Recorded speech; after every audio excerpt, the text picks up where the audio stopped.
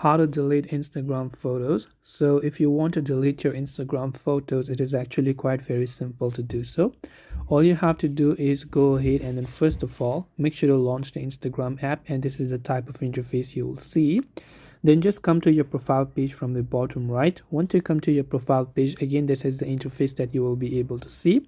From here, what you have to do is basically, if there is a certain photo that you want to delete, you want to simply go to that photo right there. Once you go to that photo, you have to look for the three dots icon located at the top right hand corner of the screen.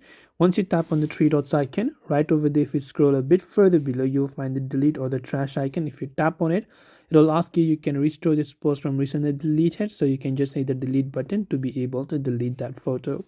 This way you'll be able to delete Instagram photos. I hope that this video helped you. If you have got any further questions, feel free to leave them down in the comment section. As always, thank you for watching till the very end, and see you soon in our next video.